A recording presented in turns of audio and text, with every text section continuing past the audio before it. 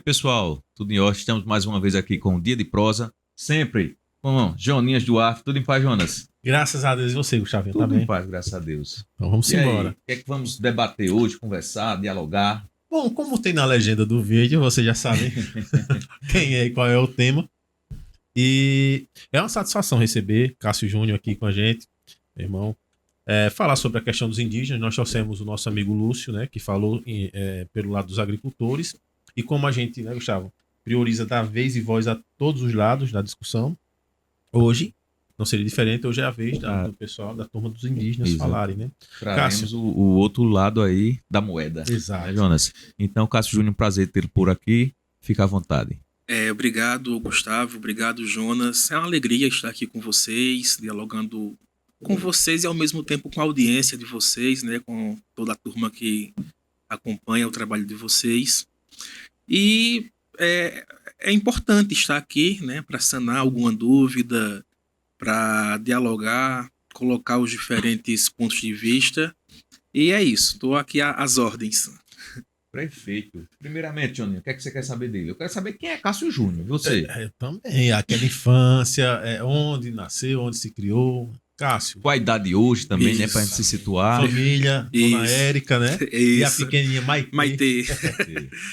Eu sou Cássio Júnior, né? Sou natural de Palmeira dos Índios, da aldeia Fazenda Canto.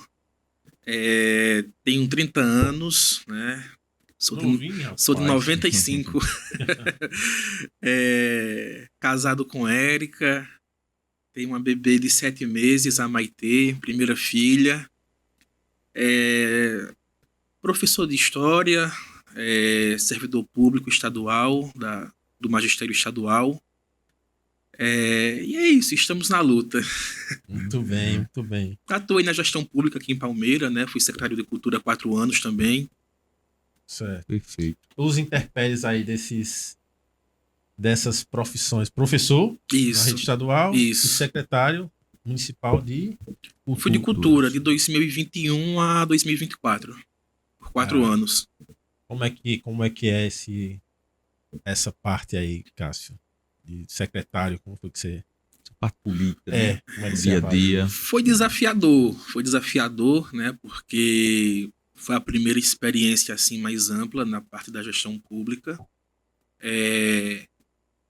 Mas acredito que conseguimos sim desenvolver um bom trabalho, né, aqui em Palmeira.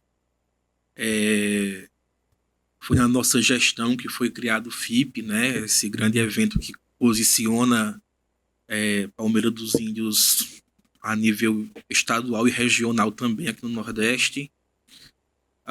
O Santuário de Frei Damião também foi nossa gestão, né, que, digamos assim, nós enxergamos ali aquele nicho que existia do turismo religioso, e aí atuamos para implantar o santuário, entre tantas outras coisas que fizemos, né? Mas realmente foi bem desafiador, mas me sinto assim muito satisfeito, muito realizado. Reabrimos a Casa Museu Graciliano depois de 7 anos fechada, então tudo isso eu posiciono como importantes feitos na nossa gestão na Secretaria de Cultura. 2 detalhes, Gustavinho. A Casa Museu Graciliano Ramos está lindo, né? Eu até incentivo o pessoal a visitar, porque é nossa história, né? Isso, a gente falou com o professor Cosmo sobre a história de Graciliano. E muita gente aqui não conhece, né? A própria história da própria cidade, né? E a questão do FIP foi no seu período? Foi. Você lembra quem foi você? Como é que foi essa questão de surgir esse festival? Isso foi um diálogo muito intenso com o prefeito Júlio na época, né? Então nós tínhamos o FIG como uma referência, né, para todo mundo, para toda a nossa região, que é o Festival de Inverno de Garanhuns. E o FIP ele nasceu assim muito singelo. Foi na época da pandemia, 2021. Os músicos locais assim muito preocupados porque estavam sem renda, porque não podia fazer show, né? Não podia fazer evento. E aí nasceu como uma live, né? O primeiro FIP foi uma live com os artistas locais, naquele contexto pandêmico. Fizemos ali no Clube dos Médicos, né? Transmitimos de lá. E no ano seguinte, já com a reabertura, já tomou outra proporção e a cada ano cresce mais ainda, né? Então isso me deixa muito feliz. Isso é bem interessante. Você já me deixou aqui um pouco curioso em relação a 2 pontos. Você é evangélico, confere?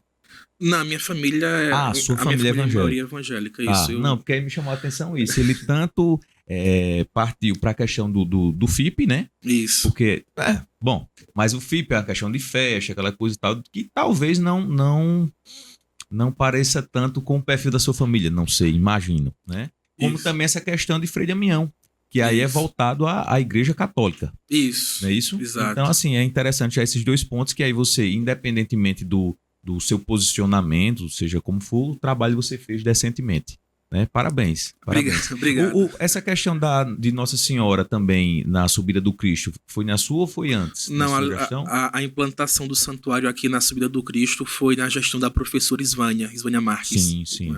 Pois foram 3 criações bem importantes aqui para a nossa cidade, sem sombra de dúvidas. Inclusive no FIP, né? O pessoal aí, eu vinha comentando esses dias.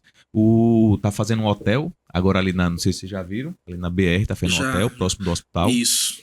Inclusive, nosso patrocinador, El Tenório, quem está construindo ali o hospital. Um abraço aí, Léo Tenório. E é muito importante porque o pessoal no FIP realmente está bem, assim, sem locais, né? Com poucos locais para o pessoal que vem de fora. Isso.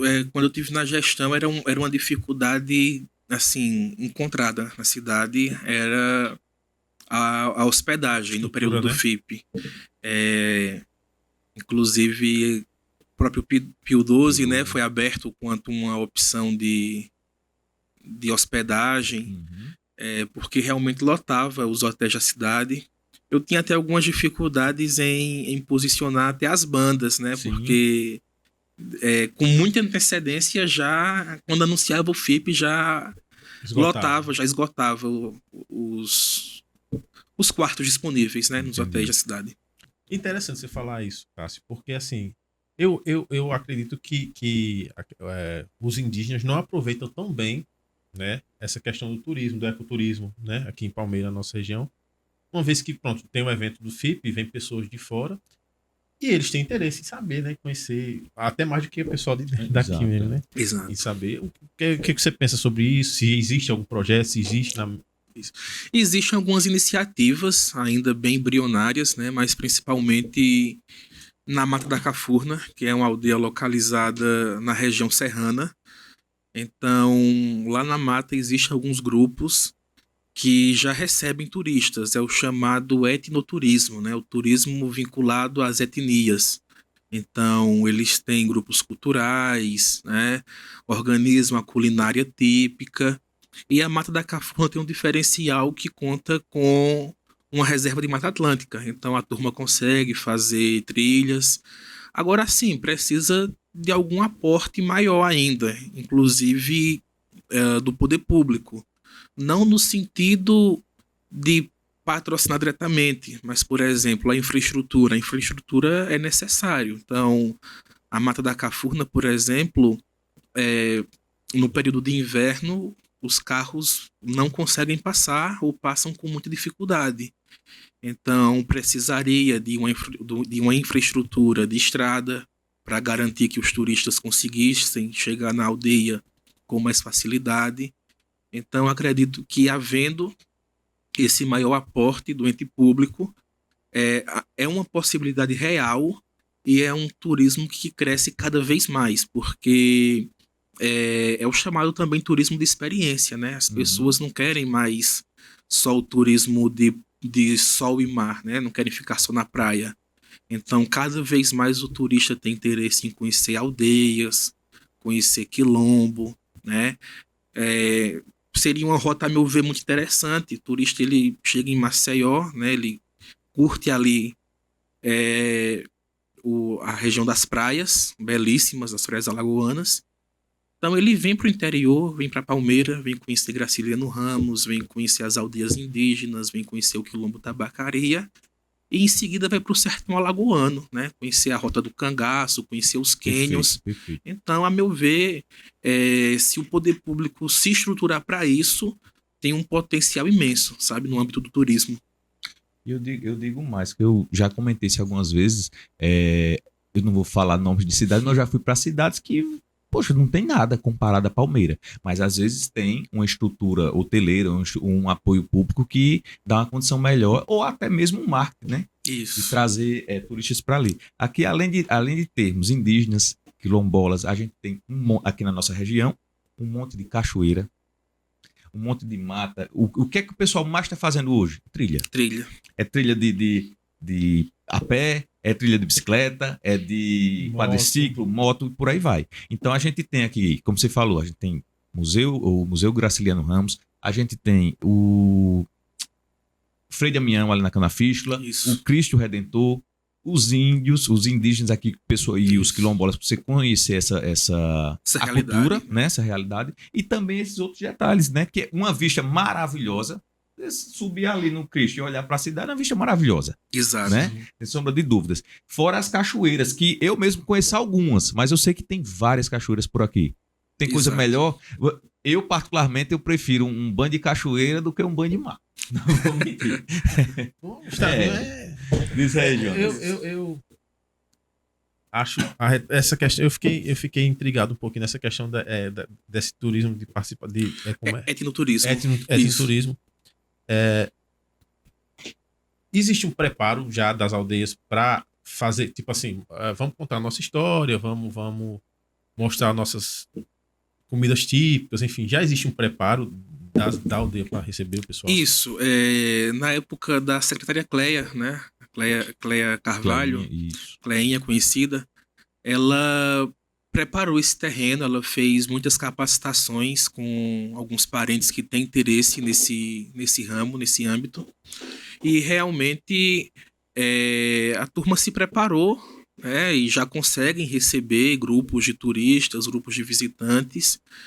Como coloquei, é um trabalho hoje mais concentrado na aldeia Mata da Cafurna. Sim. Mas que já está iniciado e talvez precise só de um empurrão para se ampliar mais ainda. Perfeito. Ô Cássio, e no caso das aldeias, essa parte do artesanato também existe? Vocês conseguem comercializar ou não? Temos o artesanato também nas aldeias. Mata da Cafurna é muito forte no artesanato. A aldeia Coité também, que fica na região serrana. Existe inclusive uma loja estruturada, que é a Casa do Artesanato. Peraí, onde é? Na aldeia Coité, fica aqui na região serrana. Certo. Eu mesmo não sabia disso. Ali na Serra do Candará, naquela região. Eles têm uma loja bem estruturada, a Casa do Artesanato. Fazenda Canto em menor quantidade. Lá na Fazenda Canto é mais forte realmente a agricultura, a plantação de banana. Mas nessas aldeias da região serrana, nós temos uma produção considerável de artesanato. Eu lembrei até de um rapaz que eu não sei se foi na esqueci agora, mas assim, eu acredito que tenha sido isso, na Mata da Cafurna, que era um rapaz que veio da Suíça. Eu lembro disso, que eles faziam uns trabalhos lá de pintura. Ainda existe esse trabalho, se você sabe informar, que realmente eu não sei se eram com os indígenas, mas é um rapaz que veio de fora e ele me parece que ele estava ensinando ao pessoal ali. Agora tinha aquele de criança, rapaz.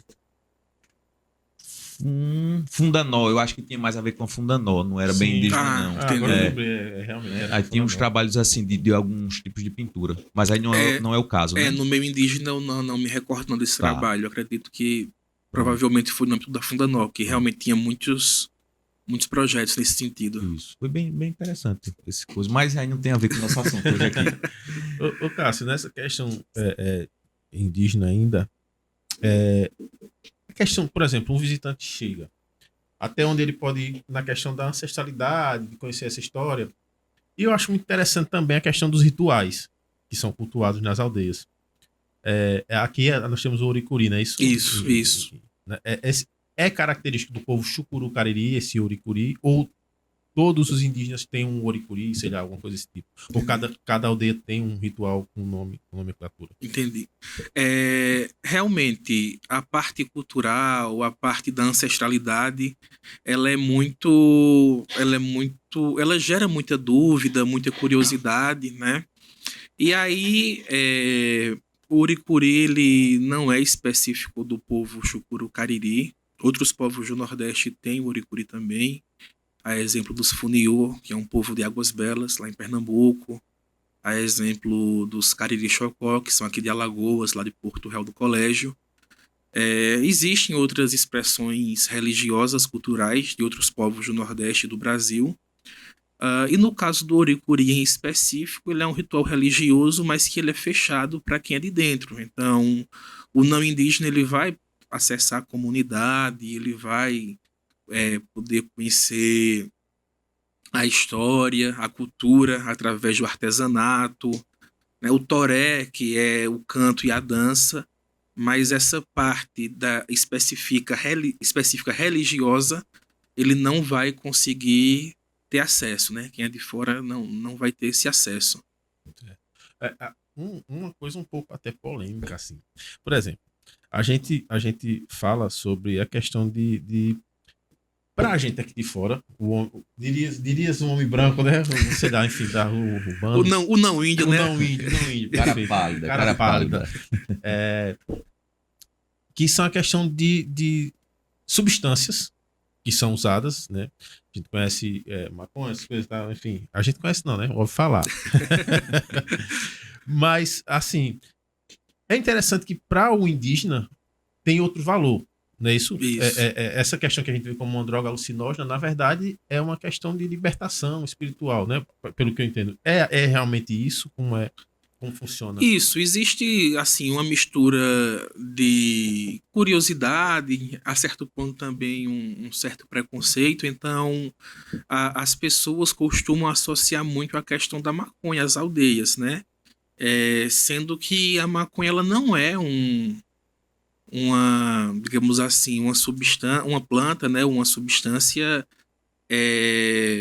tradicional da cultura indígena. Ela é uma planta que tem origem na Ásia, que se espalha para a África e ela chega ao Brasil através de pessoas africanas que vieram escravizadas, né? Então ela não é oriunda dos povos nativos, dos povos originários aqui da América, né? Mas sim, há uso.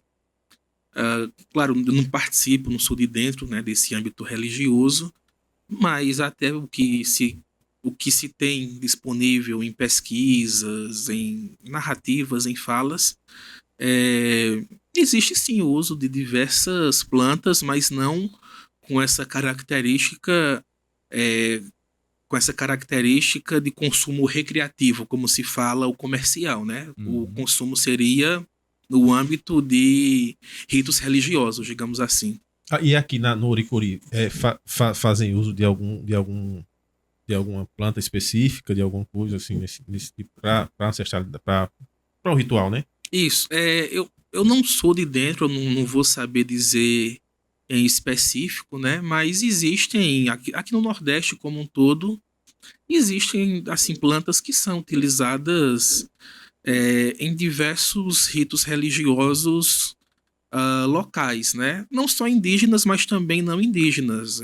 Então, por exemplo, a jurema, ela é muito usada, inclusive no âmbito não indígena. Então, claro, devido ao sincretismo, né? Que é essa mistura cultural. Então, a gente tem diversas narrativas no âmbito da cultura afro-brasileira, né? Porque essa já é mais aberta, essa quem é de fora consegue assistir muita coisa.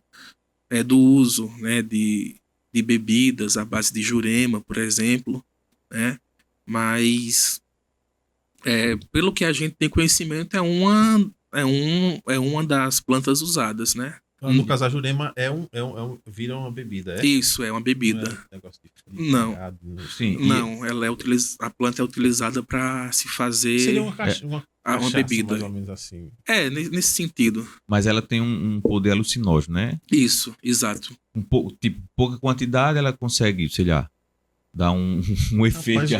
Os caras costumam botar caju dentro das garrafas de cachaça, né? Os caras botar uma ramezinha de jurema, acho que fica meio doido, né? Mas enfim, não, interessante.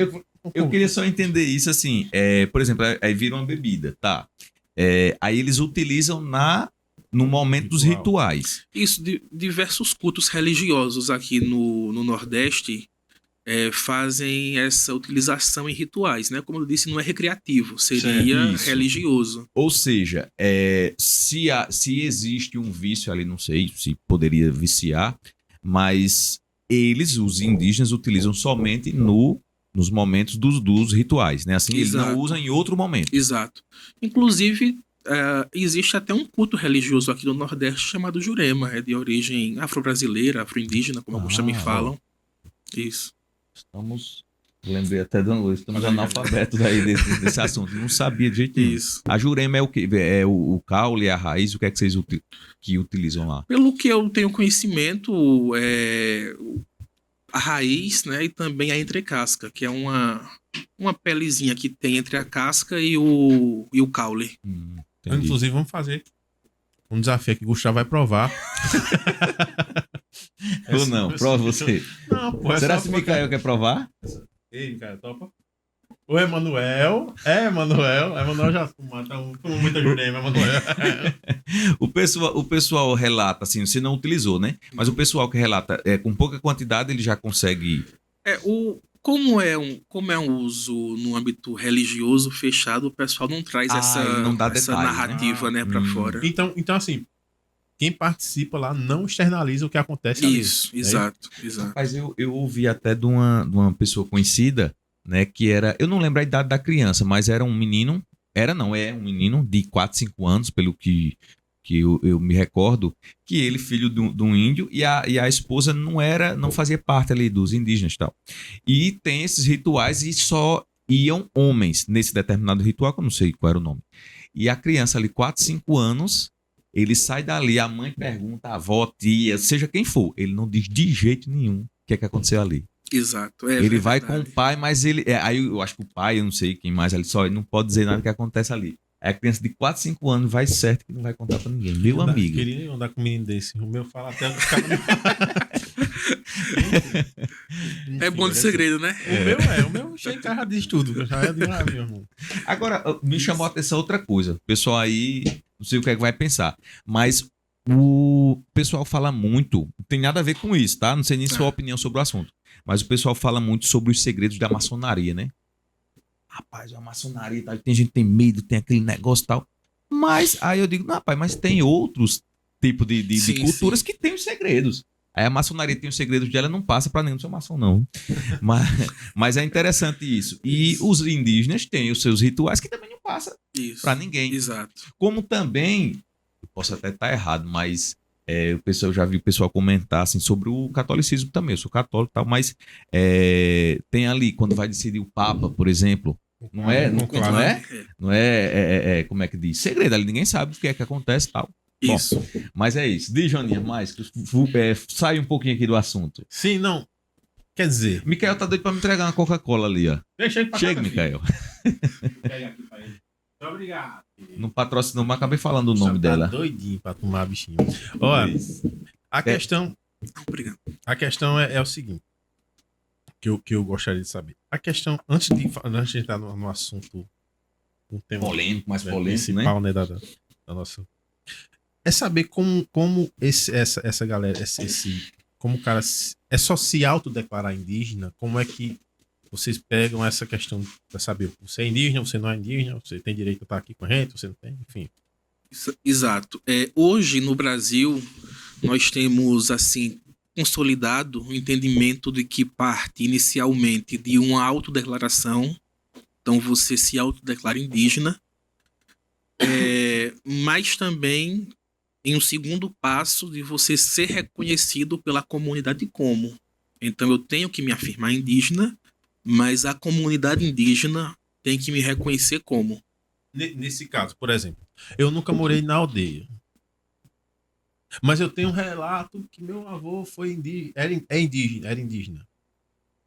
E aí eu chego lá na aldeia, eu sou indígena, meu avô era indígena, tal. Pode, aí tem como eu ser um indígena, eu ser aceito como indígena, como é? Eu tenho que explicar que era meu avô e morava? Teria que você conseguir comprovar essa relação e aí a liderança daquela comunidade realmente reconhecer. Não, de fato, seu avô era parente, então você é também. Perfeito. mas partiria desses dois passos. O primeiro Mas seria necessário morar lá? Por exemplo, meu avô ter morado lá e depois sair. Não era nem isso. Tipo assim, aí ele se autodeclara indígena e tal. Aí tem lá o avô dele, foi comprovado. Ele teria que, para realmente ser reconhecido, ele teria que estar ali sempre frequentando. Ou não necessariamente. Tá. Não necessariamente. Mas ele, em tese, iria adquirir um direito de, se quisesse, conviver no meio indígena. Ele me parece que está querendo ser indígena. Acho que vai dar certo. Vamos tentar. Agora, para mim, Gustavo, a gente vai para uma parte. Se você tem mais alguma questão antes da questão. Não, na verdade, muitas, né? na verdade, tem um ponto aqui específico. Vocês, indígenas, pensam em ter alguma representação no legislativo ou até no executivo municipal aqui? Vocês têm essa vontade? Enfim.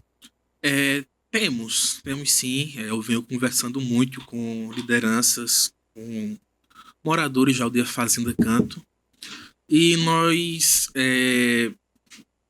pensamos que é interessante ocupar uma cadeira no Legislativo Municipal de Palmeira. Temos, assim, muita tranquilidade e muita consciência de que não é uma coisa que vai resolver os problemas da comunidade, né? Não é um vereador que muda muita coisa na realidade local, no sentido até as próprias barreiras que os parlamentares encontram em efetivar projetos, né? Mas nós acreditamos que seria um espaço de fala importante, seria um espaço para contrapor no âmbito das ideias muita coisa. Então nós estamos trabalhando isso, né? Esse fortalecimento da questão eleitoral, da consciência da comunidade.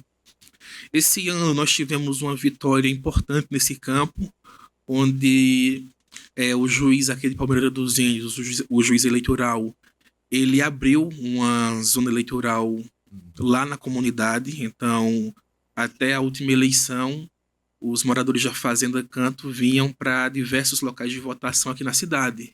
E agora, a partir de 2026, a população já vai votar na própria comunidade, não vai mais precisar sair, né? Então, acreditamos que isso foi uma conquista nesse âmbito da consciência eleitoral e pretendemos, em 2028, lançar um nome para buscar esse espaço. E o Cássio Júnior já se encontra afiliado a algum partido?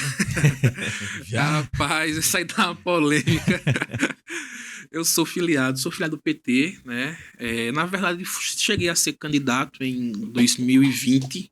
Olha. 2020 fui candidato a vereador, tive 358 votos, né? E Rapaz, tu já é novo agora, hein? Mas 2020 tem o quê? 25 anos? Tinha 25. Novo. Na verdade, 25, claro, para 2028, assim, não tenho nada certo em me apresentar como um pré-candidato, um possível pré-candidato. Nós queremos trabalhar essa possibilidade no âmbito lá da comunidade. Sim. Poderia ser meu nome, poderia ser um outro, mas nós queremos alcançar esse espaço. Ô Cássio, só questão de curiosidade, no caso da Fazenda Canto, são quantos moradores lá?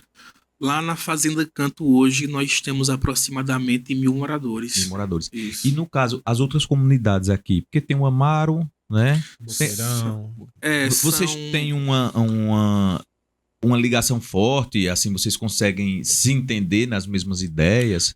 Isso, nós temos ligação de parentesco, todas as comunidades. Fazenda Canto foi a primeira, né? E aí de Fazenda Canto foram saindo essas outras. Foram famílias que saíram de Fazenda Canto para criar essas outras comunidades. Hoje são 9 já reconhecidas e outras em processo de reconhecimento. Claro, como toda parcela da população, há convergências e há divergências, né? Então, claro, algumas pautas é de comum acordo e outras há alguma divergência de entendimento. Mas normal. Tu diverge da tua esposa, por exemplo, às vezes? Por exemplo, eu fiquei curioso agora. Olha só. Eu posso até ser taxado de um jeito que eu não quero ser taxado, mas eu... Cancelado, vai ser cancelado agora. Posso. Desculpa, minha gente, mas eu fico curioso. Por exemplo... Vai ser o monarca, ele não, porque assim, por exemplo, o MST quer um bocado de terra. Os indígenas também querem um bocado de terra. Já pensou se chega na mesma terra os dois? tudo querendo o mesmo direito. Já Não, vai aconteceu. só- Já Já aconteceu isso aqui em Palmeira, inclusive, ali na região do Bálsamo. Olha que interessante. Aquela região ali é uma região de reforma agrária, aquela região do Sim, Bálsamo, é verdade, né? Inclusive, Verdade. com um certo grau de desapropriação já avançado. E aí chegou um momento que o MST chegou ali em uma propriedade, né, com esse interesse de ocupá-la. E aí se tinha já um debate na época se seria ou não terra indígena. E aí na época eles abriram mão, o MST abriu mão, Eu quero ser indígena. afirmou Gustavo. que... Eu quero ser indígena. Já botou o MST pra correr, bicho. Tem mais moral. Na hierarquia, aí fica a dica, viu? Aí o incomum, assim, não vou confronto, eles não entenderam, não, os povos indígenas são originários, eles reconheceram Sim, isso, né? Então antes sim. da gente não faria sentido entrar nesse embate. Que bom que houve diálogo, né? E entendimento, né? A questão, então, do indígena, pessoal, Ele tá Tem mais- soltinho. tem mais sempre, cara. Sempre. Pra ser soltinho. Enfim, mais a questão desse embate, porque a gente viu aí imagens, né? Teve a COP30 agora, né? Isso. E que os indígenas protestaram. Não é, assim, um pouco meio que intocável o povo indígena, por exemplo. Eu acho que, de novo, meu primo, não tomando partido, só analisando os fatos friamente. O mesmo tratamento que tem o pessoal de fazer um tipo de protesto e outro pessoal de fazer outro tipo de protesto gera consequências diferentes. Eu acho até válido e acho que tem que ser, porque se eles reivindicarem é alguma coisa que está sendo alcançada a eles, né? Mas como você vê essa questão de... inclusive aqui também tivemos, né, protesto há um tempo atrás, foi aqui no nosso município, ali na frente da prefeitura, acho que eu vi alguma coisa... Sim.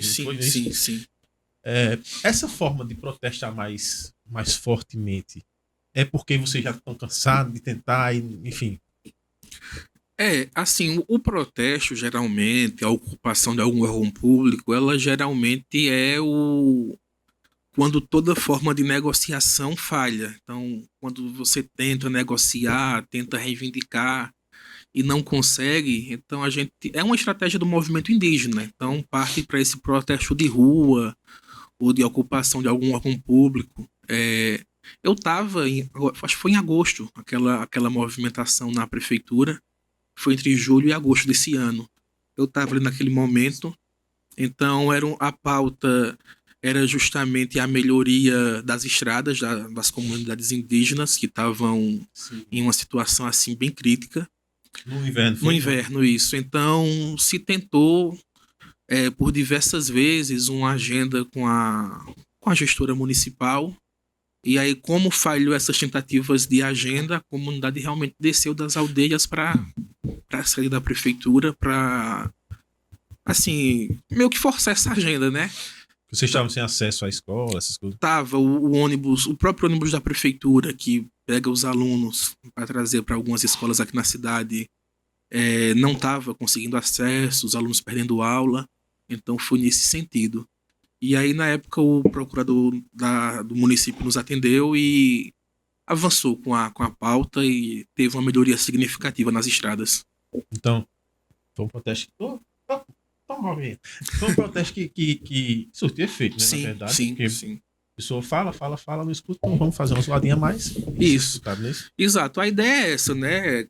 Um protesto, uma reivindicação, uma manifestação, seja ela qual for, que não tem uma pauta, ele é vazio, ele não faz sentido, né? Tem que ter uma pauta. Agora vamos entrar para a polêmica, né? Demarcação, né? Demarcação. Inclusive que a gente, né, tá aqui para isso. Exatamente. A resposta após uma defesa dos agricultores, né? É bom a gente ouvir o outro lado aí também. Exatamente. Cássio, o primeiro que você pensa sobre a demarcação, o que o seu povo pensa sobre a demarcação, e aí depois a gente vai discorrendo mais. Se é unânime ou não também, né? Perfeito. Esse pensamento. Não, a comunidade Chucuru Cariri entende a demarcação como uma justiça histórica. É preciso fazer a demarcação, efetivá-la. E na realidade hoje nós não debatemos nem demarcação mais, porque a demarcação já foi feita em 2010, que nós defendemos hoje é a homologação e posterior desintrusão do território. Mas ela não é por acaso, existe uma série cronológica, existe uma série de fatos que levaram até a chegada nesse momento em específico. Certo. Aí a gente vai agora vamos entrar para a história, né? Para a historicidade. Isso. Obviamente a favor da demarcação, não é isso? Sim, sim. E a historicidade em que como começa essa questão, como tem os primeiros registros de indígenas na nossa região. Isso. E enfim. Exato. Olha, assim, a primeira ideia que nós temos que defender e explicar é que a ideia de aldeia, o aldeamento, é uma ideia colonial.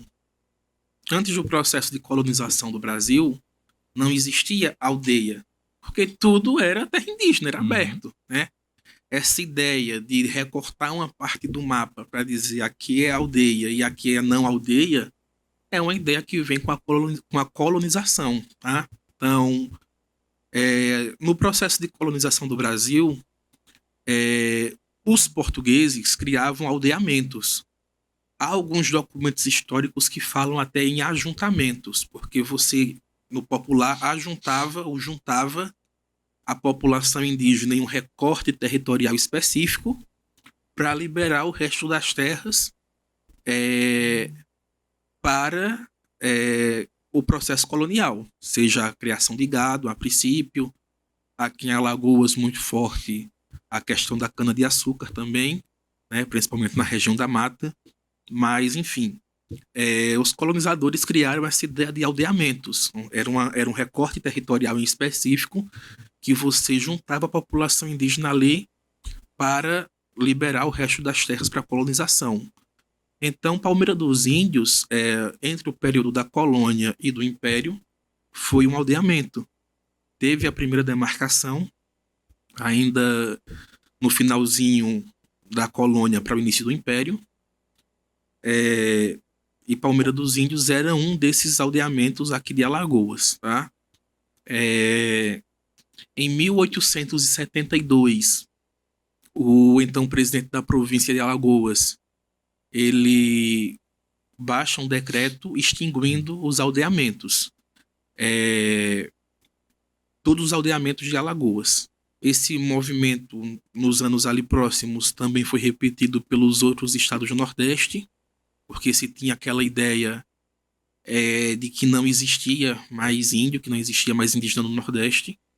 Então, vocês imaginem, né, que o problema ele foi criado pelo Estado.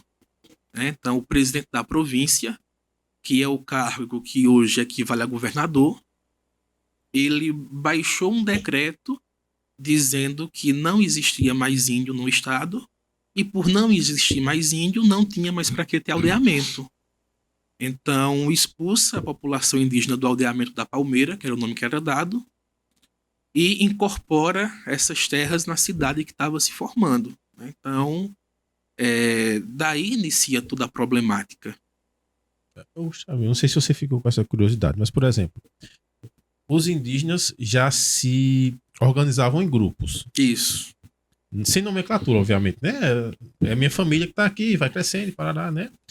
Aí vêm os colonizadores e agrupam em um local, vamos dizer, Palmeira dos Índios aqui, todo... Vai ser um aldeamento. Só um aldeamento, só desse pessoal. Aí pega pessoal, vamos supor, de Pernambuco, não sei o que, tem a mesma etnia e junta todo mundo aqui, né? Aí o governador vai e diz, não existe mais isso. Isso. Joga, chuta o balde e, né, espalha a terra, como diz a história. Aí, o que acontece nesse momento com os indígenas? Que ele tem o localzinho dele e aí, depois que o governador diz, não, acabou-se. Aí o que acontece com essas famílias indígenas? Eles podem permanecer no mesmo lugar ou não? Tem que... Isso. Quando o governador, presidente da província, Luiz Rômulo Pérez Moreno, lá em 1872, ele declara extintos os aldeamentos, a população indígena se dispersa, porque aquela terra ali que a população indígena vivia, ela deixa de ser aldeamento, né? A população indígena se dispersa, é colocada para fora, E o professor Luiz Sávio de Almeida, professor já saudoso, faleceu recentemente, era professor emérito da UFAL, ele coloca que as terras dos aldeamentos foi doada pelo presidente da província para que as cidades se formassem. Ela foi doada para particulares, para que as cidades se formassem onde eram esses aldeamentos, né? Então, tanto é que Palmeira dos Índios nasce justamente no centro de onde era o aldeamento, né? Então, é muito interessante perceber esse processo. E aí os registros que a gente tem dão conta de que a população indígena passou a viver como morador de fazendas na região.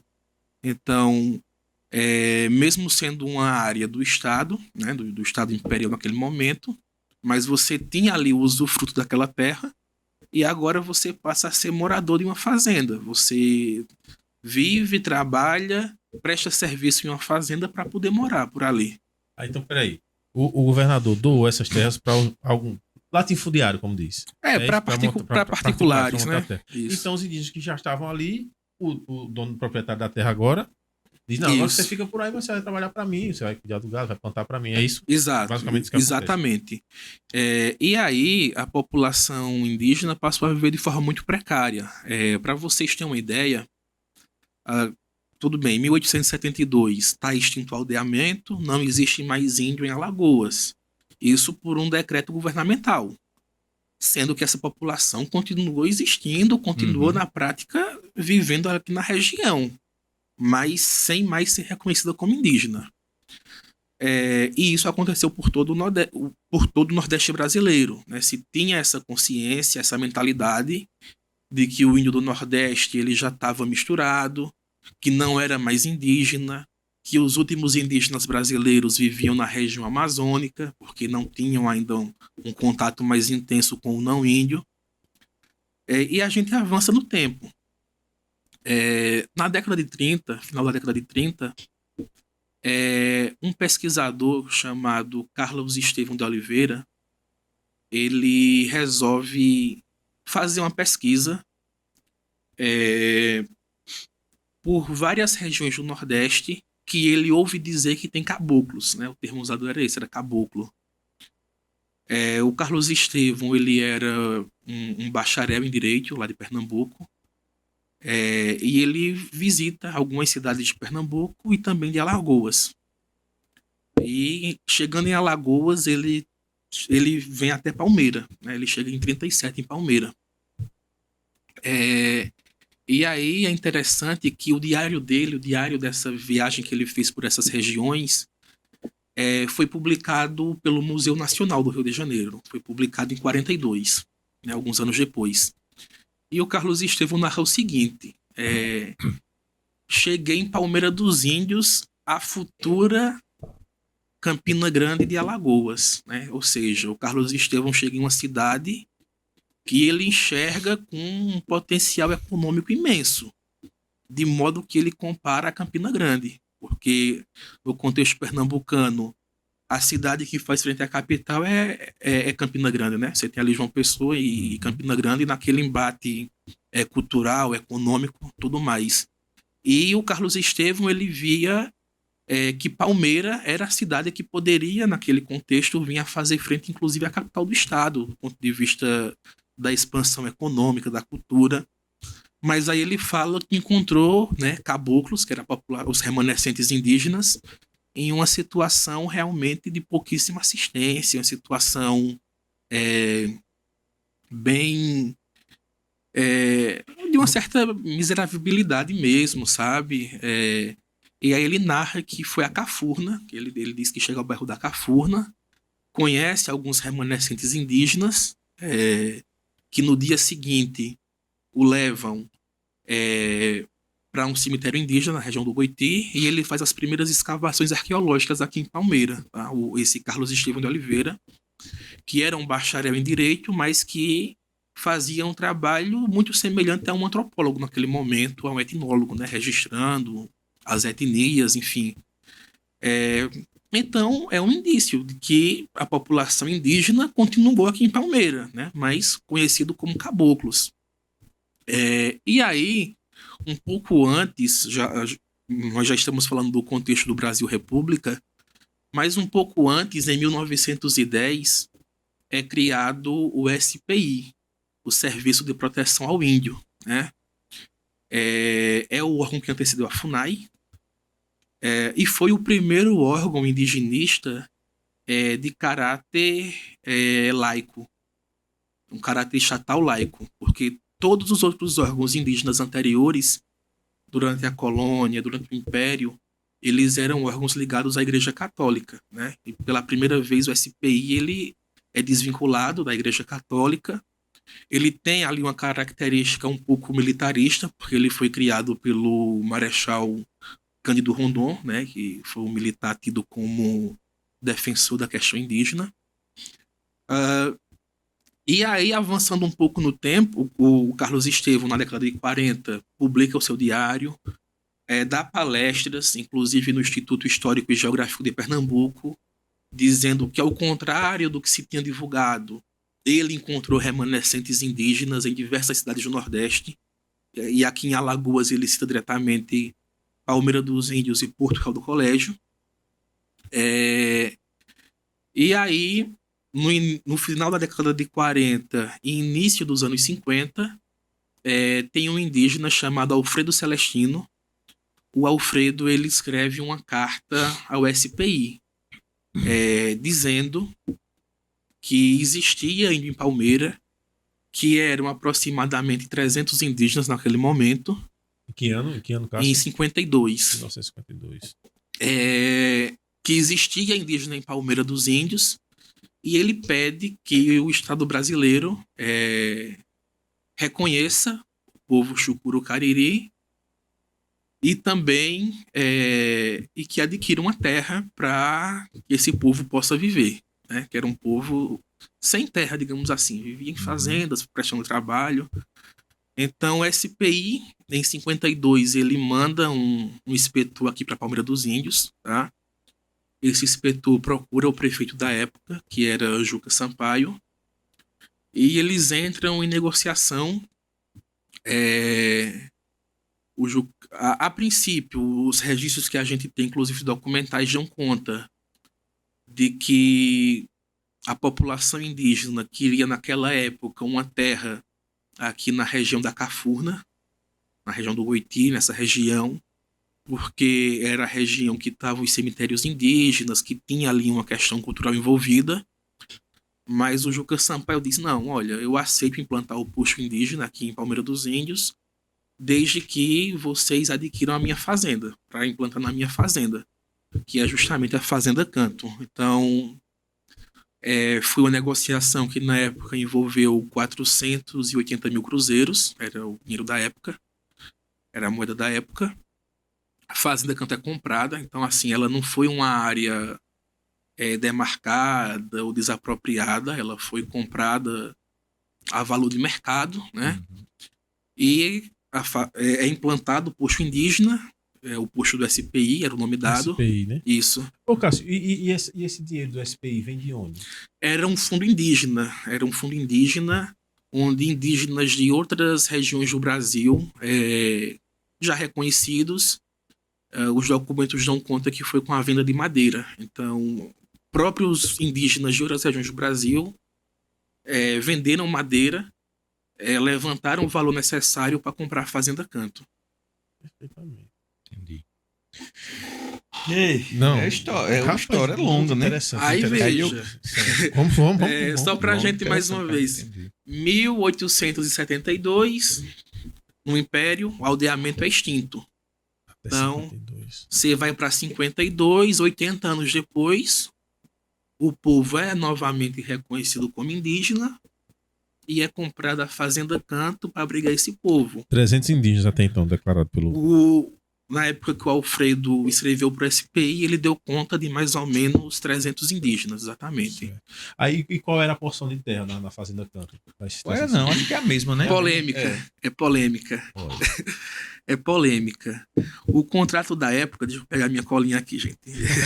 Tá. É importante para o dado exato. Mas alterou, Cássio? Veja, a negociação do SPI com Juca Sampaio foram 480 mil cruzeiros Uhum. por 372 hectares, lá em 52. Certo. Só que dá conta o seguinte: quando os instrumentos de medição avançaram, inclusive a própria questão de georreferenciamento, foi identificado que Fazenda Canto, na verdade, tem somente 287 hectares. Então, foi entregue 85 hectares a menos do que estava no contrato inicial. Pagaram pelos 372 hectares? Foi pago por 372. A gente hoje não sabe se foi ali... Erro, né? Se foi um erro, se foi alguma situação envolvendo os próprios servidores do SPI com o Juca Sampaio, mas sabe-se efetivamente, porque o GPS não mente, que foi entregue 85 hectares a menos. O Cássio, nesse caso aí, eu entendo perfeitamente. É claro, o cara pagou por 372 para 387, né? 287, Isso. 85 hectares, não é isso? Isso. Mas assim, se você for observar, eu digo que eu já vi alguns casos assim.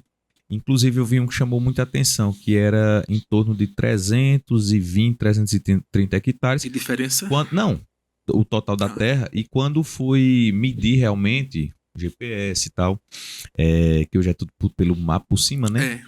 Quer dizer, por cima, vírgula. Às vezes ele vai ponteando ali, Isso, né? isso. E deu menos de 170 hectares. Então, assim, o que é que...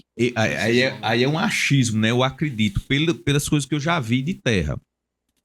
Dificilmente uma terra que foi medida lá, eu diria até 40, 50 anos atrás, não vou falar nem de 100 anos atrás, para medir hoje, ele vai dar diferença. Por quê? Porque o pessoal media... Precisão, né? Como é que o pessoal media? Na braça. Você sabe, na braça. Na braça. E se você chegar hoje e perguntar, às vezes a pessoa nem sabe como é que... não, a braça é assim, é assim. A braça são 2,20 m. Então, era medido na braça. E você imagina os relevos, Sim. você medindo na braça, não tem como dar certo hoje comparado ao GPS. Eram instrumentos grosseiros de medição, né? Não estou defendendo, né?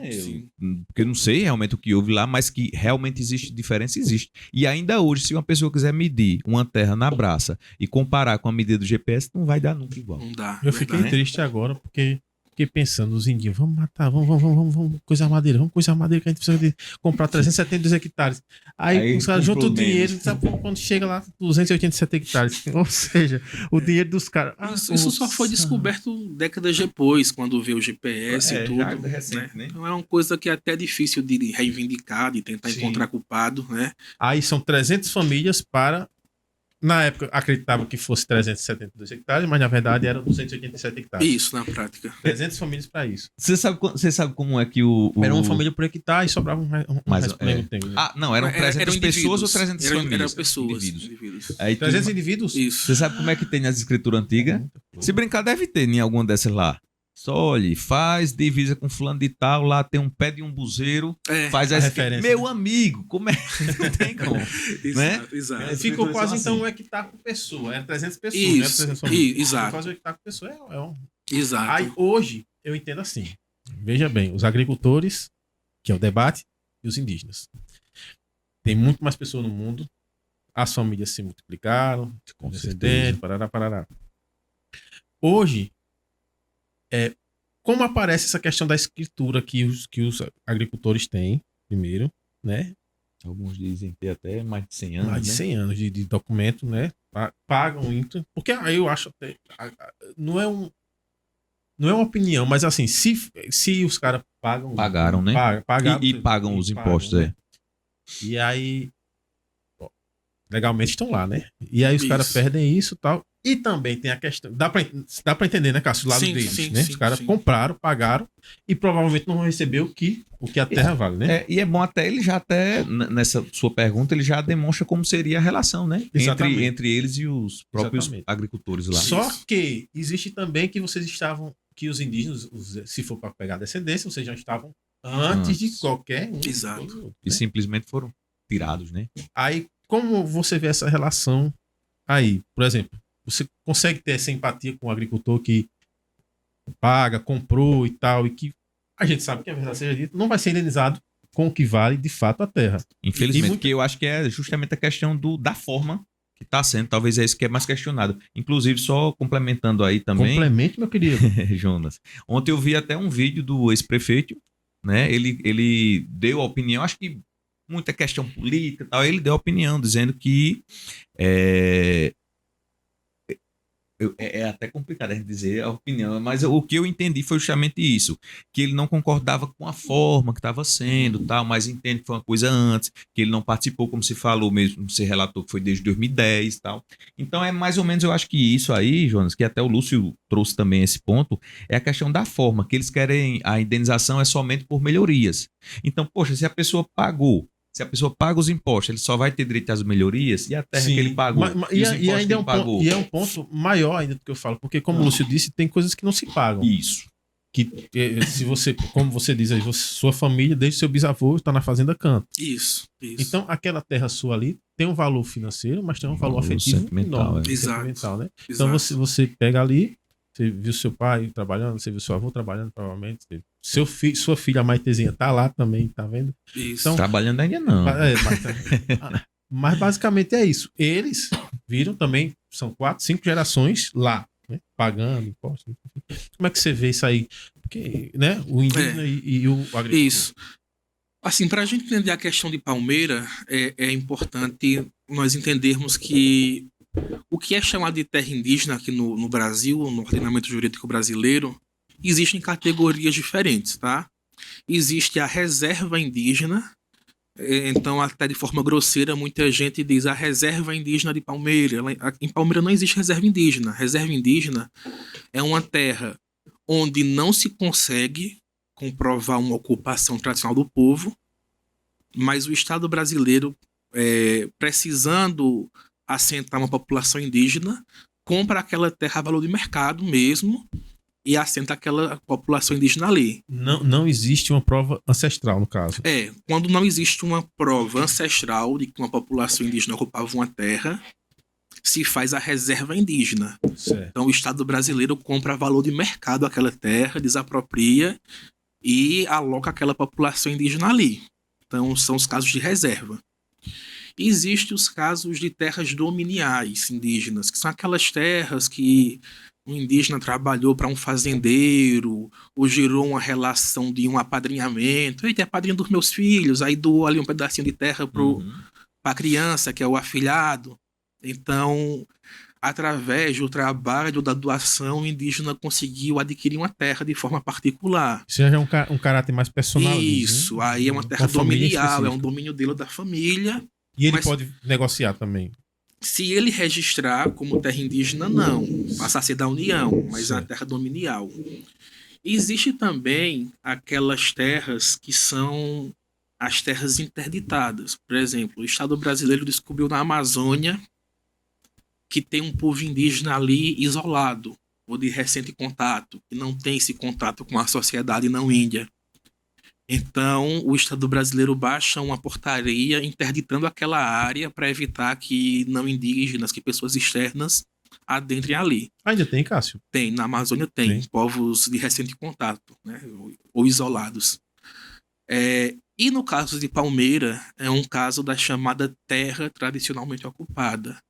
É um caso que se consegue comprovar através dos estudos realizados, documentais, antropológicos, arqueológicos, que a população indígena ocupava de fato aquela área antes da chegada do não índio. Aí nesses casos, de fato, se diz, olha, a terra é indígena, então a gente não vai pagar pela terra. Vamos pagar pelas benfeitorias implantadas na terra. Casas, cercas, roçados, enfim, barragens, poços. Então é uma questão polêmica, porque realmente eu entendo o que vocês colocam, né, que até a questão sentimental de muitas pessoas, que de fato existe isso.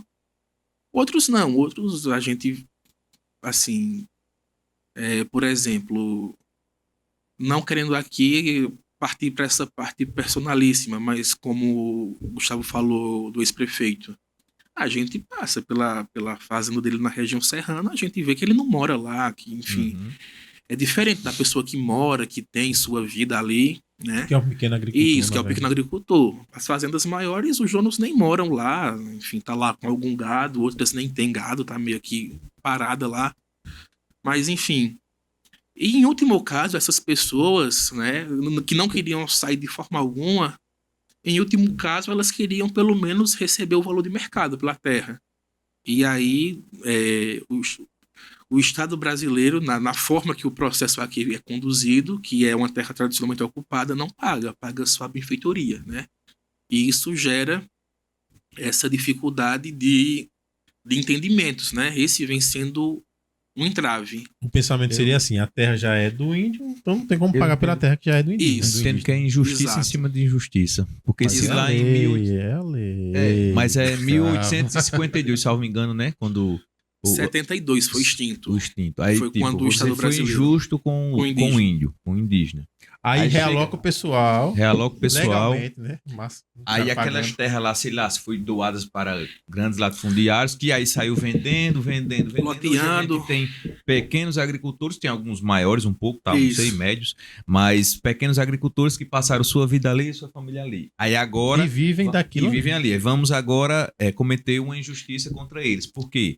Porque eles não fizeram parte disso que aconteceu lá atrás. Então você tá falando de uma coisa, injustiça em cima de injustiça. Né? É o Isso- que dá a entender. O grande culpado foi o Infelizmente é o que Estado. dá a entender. O grande culpado, a meu ver, foi o Estado, né? Porque agora você tá. É como se você estivesse fazendo praticamente a mesma coisa que fez com o indígena lá em 72, em 872. É uma bela analogia, Gustavo. Porque você tá tirando o cara. Pô, vou lhe dar a benfeitoria. Sim, mas eu não fiz parte daquele processo lá atrás. Eu não fiz parte.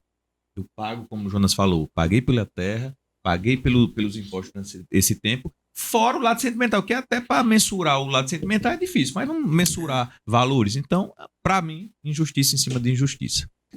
Sim. Concorda, Agora, Joninhas? eu assino embaixo, mas veja bem. Fala, Não, querido. respire.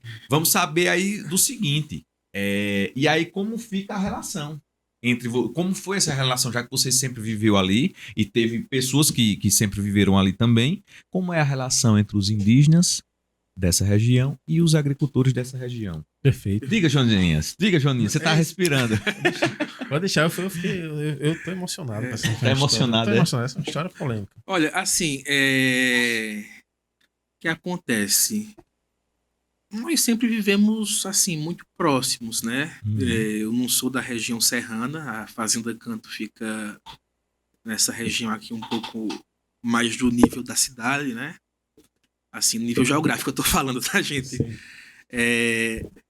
Mas eu entendo essa relação com os moradores da região. Inclusive, muitos casamentos interétnicos, né? Muito indígena casado com não indígena da região, né? As nossas escolas indígenas recebem muitos alunos da região que são não indígenas também, porque as escolas indígenas elas são estadualizadas, né? Então elas muitas vezes têm ali um padrão um pouquinho melhor do que as escolas municipais da zona rural. Padrão que eu falo assim de infraestrutura, às vezes consegue ter um ar-condicionado, consegue ter um padrão que dá um conforto maior, né? E a gente consegue também acolher pessoas da região. Então, assim, é uma relação que sempre foi boa, foi respeitosa. Obviamente, quando se tem essa notícia de que está avançando o processo demarcatório, algumas mágoas, alguns entraves começam a aparecer, né? Mas eu, particularmente, assim, tento manter esse padrão de respeito, né? De respeitar as diferenças. Vai existir o bullying lá na... Não, foi uma polêmica que surgiu, eu escutei na rua. Pode ser disse-me-disse, mas eu vou trazer para você. Disseram que proibiram um menino não indígena de frequentar a aula por causa dessa polêmica. Já procede isso, cara? Se você ouviu algum relato desse tipo? Eu não tenho conhecimento, né? São 6 escolas indígenas aqui em Palmeira. Eu sou professor na Escola de Fazenda Canto, né? Lá é muito pouca a participação de não indígenas, mas as escolas da região serrana é bem comum não indígenas assistirem a aulas, serem matriculados na escola indígena. Mas eu não tive não conhecimento dessa. Porque assim, criança hiperboliza a coisa, né? A gente, como adulto, a gente consegue controlar uma palavra, tudo, mas existe, tipo, você tem pouco contato, mas existe alguma rixa entre crianças, como o Gustavo falou, um bullyingzinho, tipo, você não é indígena, existe alguma discussão assim na escola? Não, assim, não tenho conhecimento, né? A criança ela é mais inocente, exato, né? Claro, mas, às vezes a criança pode ser também um pouco. Eu acho que é pior. Tem criança que é pior, porque ele pega o que o pai fala em casa, a mãe fala em casa, tá discutindo ali, e às vezes não sabe dosar, né? Não sabe dosar, vai pra escola e diz, você não é indígena, tá fazendo aqui. Eu lembrei de uma parente minha, hoje já tá grande, não vou dizer não. Quem é, né? Aí ela é pequenininha assim, aí vinha, eu acho que era a mãe e uma menina, né? Aí ela olhou assim e disse, oxe, tio. Conta! Já sei quem é agora. Deixa pra lá. Depois eu conto em off. Não vou terminar, não. Vai, conta a história. Você falou da questão da criança, né? Aí vamos voltar. Vamos lá, posso voltar, mano? Não, deixa. Como eu não disse, o final tá tudo certo. Vai. Tá rolando então, né? Vai pro isso aí. Isso é uma maravilha, meu gente. Depois ela me pergunta o que foi. Beleza. Bom, essa questão que eu até separei aqui, anotei. Me diz uma coisa. Primeiro tem uma polêmica que aí já é documentado, né? Teve uma marca de tiro na escola indígena. Foi, na escola que eu trabalho. Na escola que você trabalha? Você pode falar com propriedade. Isso. E aí, como é que foi isso aí? Mas foi comprovado que foi de agricultor, de alguma coisa dessa disputa? Isso. Foi no último domingo. Um dia... Para lembrar o dia. Foi agora? Isso, foi nesse último domingo, dia 10, dia 10, né? Ou 9, dia 9. Isso foi no domingo à noite, dia 9, por volta de 10 e meia da noite. Nós escutamos alguns barulhos de disparo de arma de fogo na comunidade, mas somente na segunda-feira, dia 10 pela manhã, foi que nós verificamos que foi na escola. Então... Tinha algumas marcas no portão da escola, uma no muro e uma também no telhado do ginásio que está sendo construído. A escola está passando por reforma pelo estado de Alagoas. Reforma e ampliação, na verdade. Está sendo construído um ginásio, mais 4 salas de aula, porque o estado tem esse projeto de ser tempo integral agora, né? E aí não tinha sala suficiente, aí está ampliando. E aí está em processo de investigação. A Polícia Civil emitiu uma declaração afirmando que a princípio não tem correlação com o processo demarcatório. Eu avaliei assim muito, muito precoce, porque o inquérito está em andamento ainda, não está concluído, né? Mas nós esperamos que seja elucidado o mais breve possível, porque assim é um ataque contra a comunidade, mas também um ataque contra uma instituição do estado de Alagoas e um ataque contra uma escola pública, né? Nós consideramos algo muito baixo assim, né? Algo que seja de fato esclarecido o mais breve possível. Sim. Agora, outra questão que eu também anotei aqui. Como vai impactar economicamente essa demarcação? Porque, por exemplo, como a gente citou aqui, o agricultor hoje paga INCRA, né? Paga os impostos, paga a luz. Essa questão, se essa terra for de fato para os indígenas, eles vão conseguir pagar? Como não tem obrigação mais de pagar? O que acontece? A zona urbana, para a gente tentar, até para quem está nos assistindo conseguir entender, né? A zona urbana paga o IPTU, né, que é um imposto municipal. E as zonas rurais pagam o INCRA, que é um imposto pago ao governo federal, né, ele não passa pelo município. Eu não sei valores exatos, mas pelo que eu soube, né, pelo que me informaram quando eu busquei saber, o INCRA ele é inclusive substancialmente menor do que o IPTU, né? O IPTU ele seria proporcionalmente mais caro, porque envolve a obrigação do município manter as vias, né, asfaltadas, calçadas, enfim, todo o contexto dos trabalhos urbanos, que muitas vezes a zona rural não é contemplada com isso. A terra sendo demarcada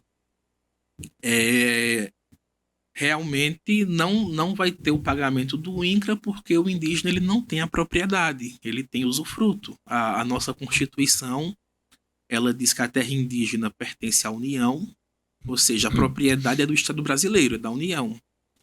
No entanto, o indígena tem usufruto, um usufruto que ele é exclusivo e permanente. Então é um usufruto que não vai se desfazer com 10, com 20, com 30 anos, ele é permanente. E vai ser, tipo, a sua tarefa lá, você vai passar para sua filha Isso, e que passa para filha. permanece na família. E justamente isso, um usufruto exclusivo. O indígena não pode terceirizar para outra pessoa, para um não indígena, esse usufruto. Ele nem para outra família indígena também. Para indígena pode. Não, mas pode arrendar, entendeu? O Cássio, mas no caso dessa, por exemplo, vamos supor, demarcação tá certa ali e tal, vai ser demarcado, tudo bem.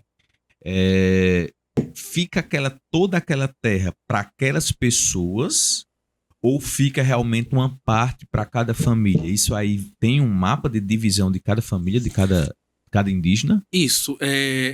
A terra ela é a terra indígena Chucuru Cariri. Ela vai ficar para o usufruto do povo Chucuru Cariri como um todo. Certo. Então, cabe ao Estado brasileiro concluir esse processo. E aí, uma vez concluído, entra na gestão territorial, que as lideranças indígenas vão ter que fazer a gestão desse território, vão ter que dividir para as famílias. As lideranças do local. Internamente. O Estado brasileiro já não vai entrar nessa atribuição. E em relação a tipo assim, o que é que vocês imaginam, o que é que vocês conversam lá? Finalizando esse processo, o que é que vocês vão cultivar lá? Vão manter o cultivo do que já existe? Vão ter novas ideias? Vão deixar mata? Qual é a ideia aí de produção? Isso passa muito específico. Isso tem relação direta com o que o Jonas coloca, né? A questão da produção agrícola. Sim. O que acontece? Aqui no Brasil, nós temos um certo preconceito com o indígena, muitas vezes dando que o indígena não é dado ao trabalho. Isso é uma coisa assim tão absurda que isso se ensinava nas aulas de história até algumas poucas décadas atrás. Você imagine que era muito comum nas aulas de história falar o seguinte: olha, o colonizador tentou escravizar o índio, não sei se vocês já citaram isso, mas era comum. Já. O índio não era dado ao trabalho, não se acostumou com a escravidão, aí se foi buscar o negro na África, né? Mas não fala de luta, fala que é porque ele não gostava do trabalho, né? Que não gostava do trabalho, que não era dado trabalho. A meu ver, é uma fala assim tão absurda no sentido... Eu imagino, será que tem alguém que se acostuma, que se dá à escravidão? Porque a gente sabe que o negro também não se acostumou à escravidão. Eles foram escravizados por mais de 300 anos na história do Brasil, mas você tem notícia de escravo fazendo resistência, inclusive armada, contra o senhor. Você tem registros de fugas. Você tem aqui em Alagoas o próprio Quilombo dos Palmares, né, que fazia frente a esse modelo. Então, assim, essas pessoas foram escravizadas, estavam ali um trabalho compulsório, mas em nenhum momento elas se contentaram, elas se acostumaram, que né? Bom, gostei daqui. É tão bom. O jeito e vou ficar por aqui. É tão bom dar com a chicotada no lombo.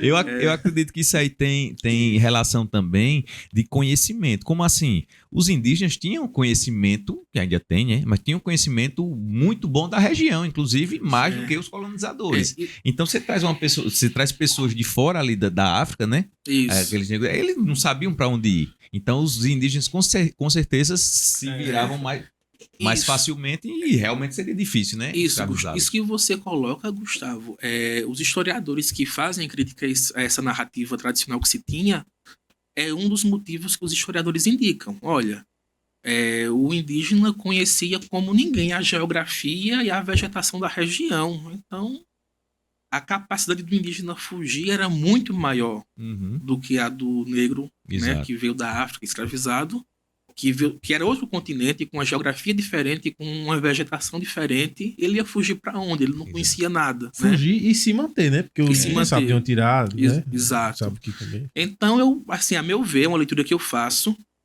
muita dessa leitura que diz que o índio não é dado trabalho é usado hoje, não sei se de forma deliberada ou não, por esses grupos que são contra a demarcação, para dizer, olha, se demarcar, a economia vai quebrar, vai parar a cidade, o município vai falir.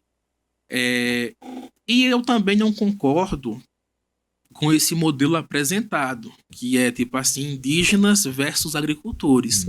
Agricultor não é uma etnia. Agricultor é uma forma de trabalho.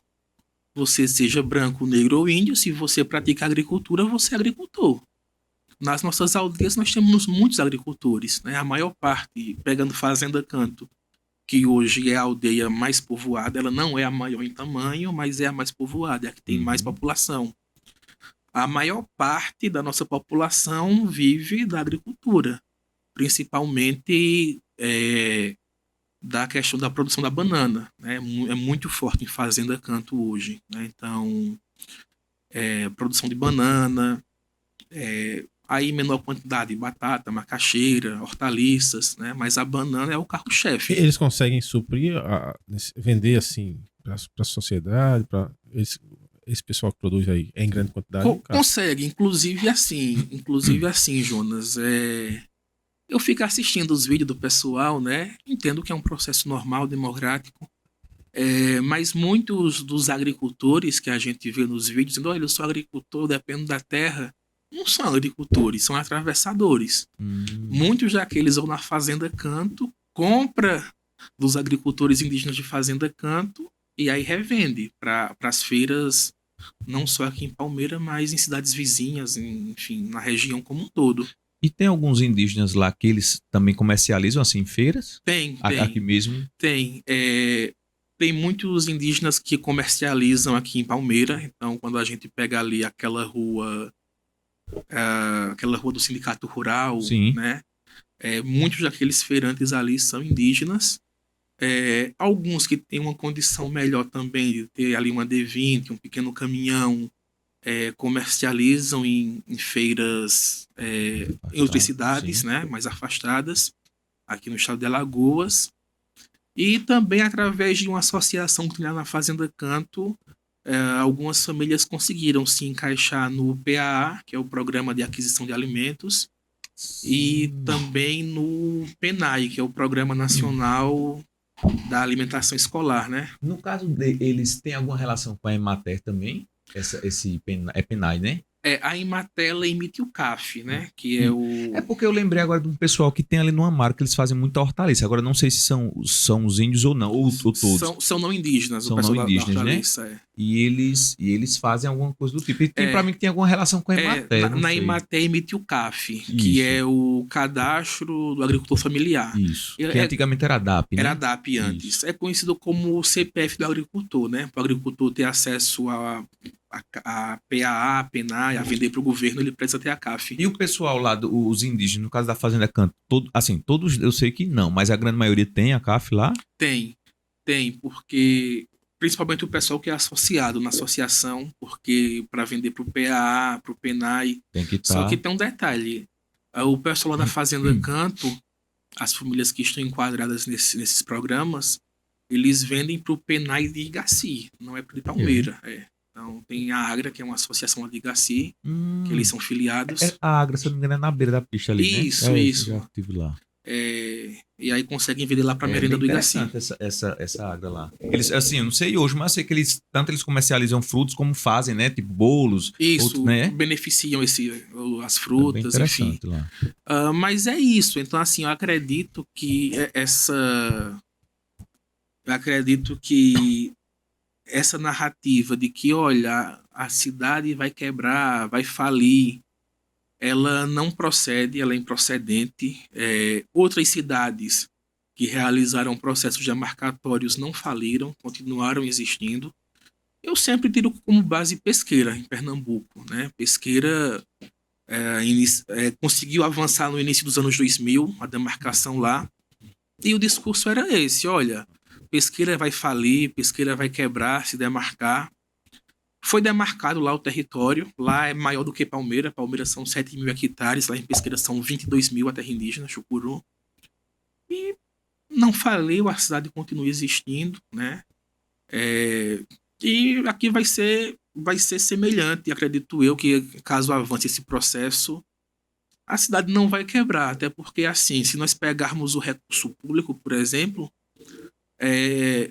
não só Palmeira, mas todas as cidades do interior, o recurso que realmente mantém a cidade é o FPM, é o Fundo de Participação do Município, né? Ou seja, é o recurso que o governo federal manda pelo município fazer parte da União, né? Ou seja, nós chamamos o governo federal de União não por acaso, é porque ele é constituído pela União de Estados e Municípios, né? Então, para os estados e municípios se manterem unidos, né, como parte do governo federal, como parte da União, mensalmente o governo federal manda o FPM para os municípios e o FPE para os estados.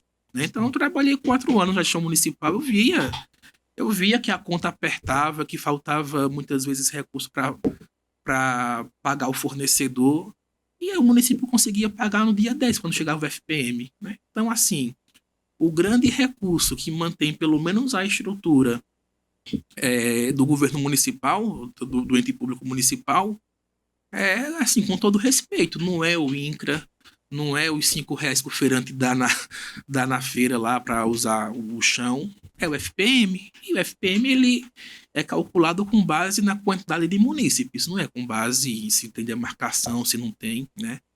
Então, é uma coisa que eu particularmente defendo, que essa história que vai quebrar o município não é bem assim, não.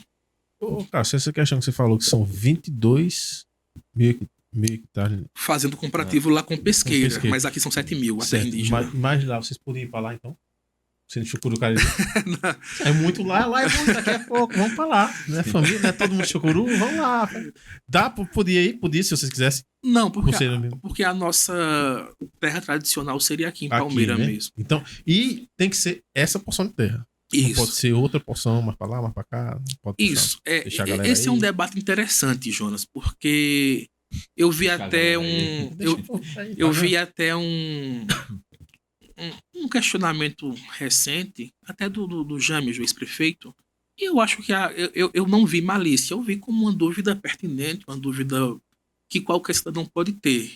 Ele questionou ali na Vale Dourado, né? Ele disse, mas a Vale Dourado, da pista para cá, assim, da pista para trás para Vale Dourado, não é terra indígena. Da pista para depois, né? Da pista para lá é terra indígena. Aí ele disse, quer dizer que os índios antigamente não passavam não pro outro lado da pista, se nem pista tinha. Então, assim, eu achei pertinente.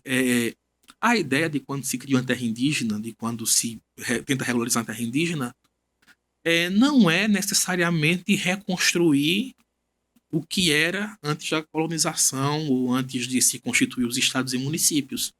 Até porque se fosse reconstituir a população indígena, tudo que era antes desse processo colonial, tudo ia ser terra indígena praticamente, né? Então, a ideia, pelo menos aqui em Palmeira, foi fazer uma justiça histórica, ao mesmo tempo sem inviabilizar a cidade. Então, aqui em Palmeira, depois da Constituição de 88, que realmente reconheceu o direito indígena aos territórios, é um processo que vem se arrastando e que foi preciso 5 laudos antropológicos para poder reconhecer o território.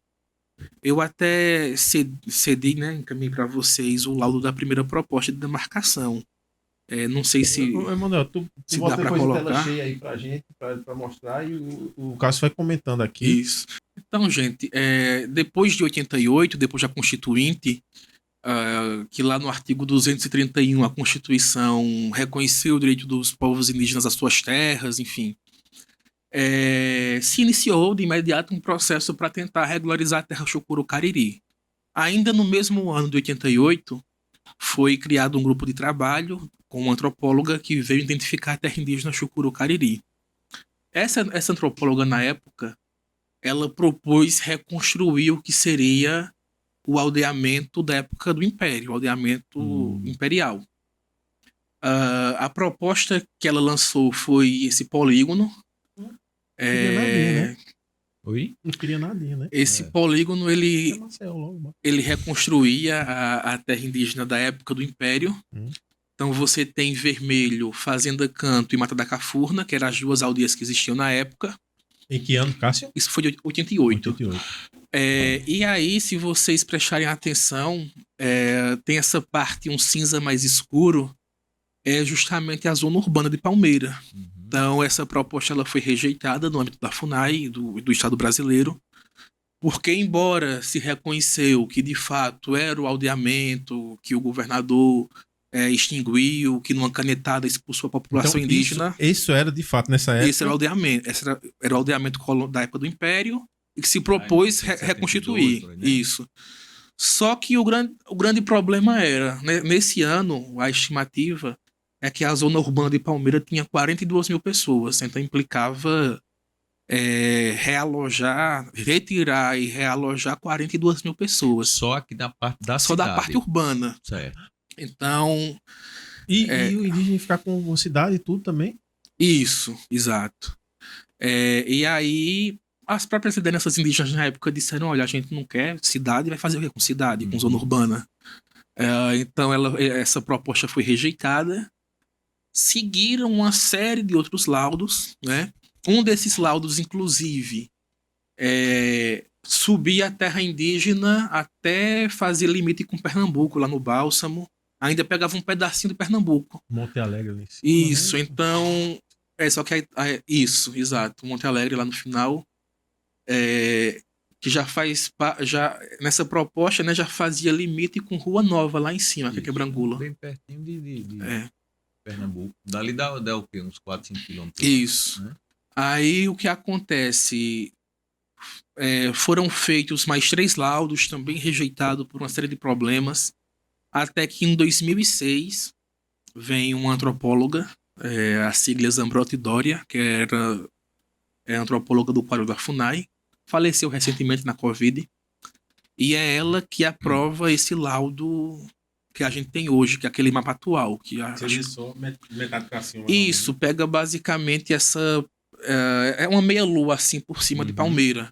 Então essa proposta inicial são 13 mil hectares, a proposta aprovada 7 mil hectares, porque ele retira toda a zona urbana, e essa parte aqui retira isso, retira a rodovia que dá acesso a Maceió, a rodovia que dá acesso ao Sertão, Arapiraca. E Arapiraca. No caso, por exemplo, da rodovia pertencer a indígena, o indígena pode cobrar pedágio, como os caras fazem aqui? Eu não sei, né?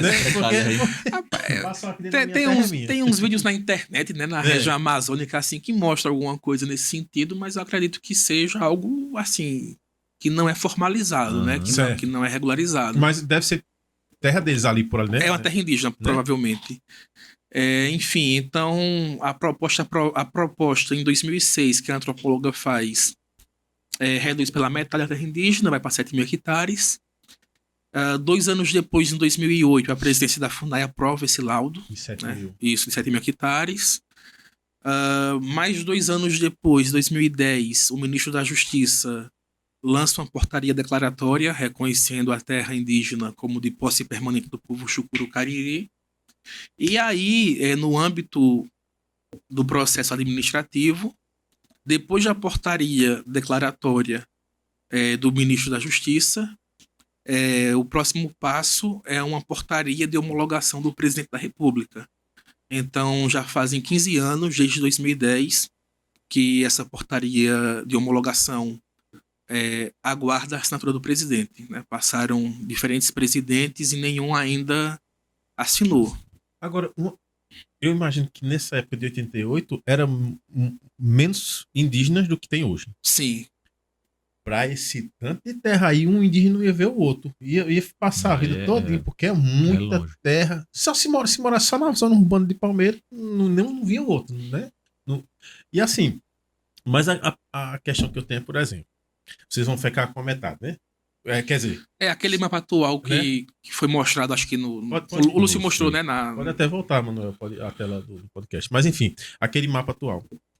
Aí a questão que eu tenho, vamos supor que aí vai crescendo a população indígena. Depois vai querer reivindicar mais.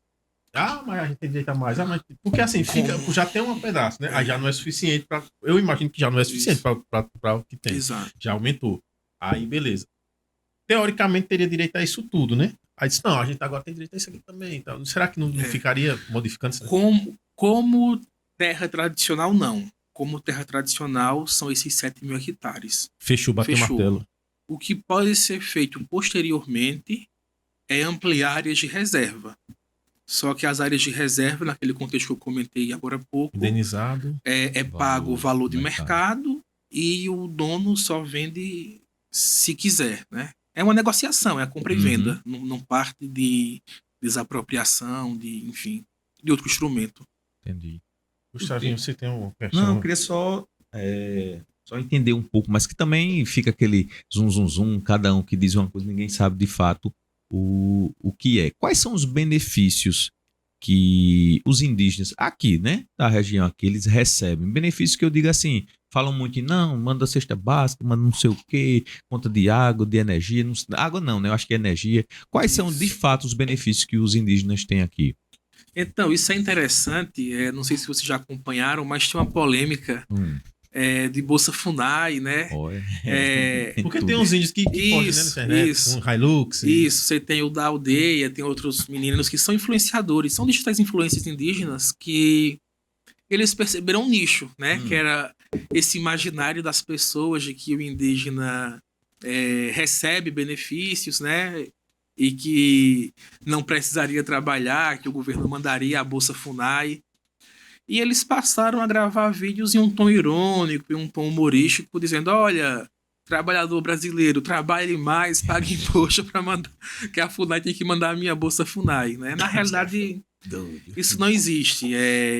Se vocês pegassem, tem entrevista deles falando, olha, não, nós percebemos que gerava engajamento, começamos a produzir esse tipo de conteúdo, mas esses bens que nós temos hoje aqui são fruto da internet, do recurso que a internet nos propicia. Jogo, dá o engajamento, depois eu consigo. Mas você consegue entender que isso atrapalha a questão séria? A certo ponto atrapalha, porque até grupos que são, assim, digamos assim, mais diretamente contra a questão indígena usam isso para dizer, olha aí, tá vendo, trabalhador, você trabalha e olha aí o seu imposto para onde vai. Na realidade, o benefício hoje que a população indígena tem são muito semelhantes a que a população não indígena de baixa renda tem. Então, por exemplo, os nossos indígenas que estão no CAD único, no cadastro único, têm acesso ao Bolsa Família, aqui pelo estado de Alagoas o cartão Cria, tem direito a se cadastrar na baixa renda para pagar, né, a energia.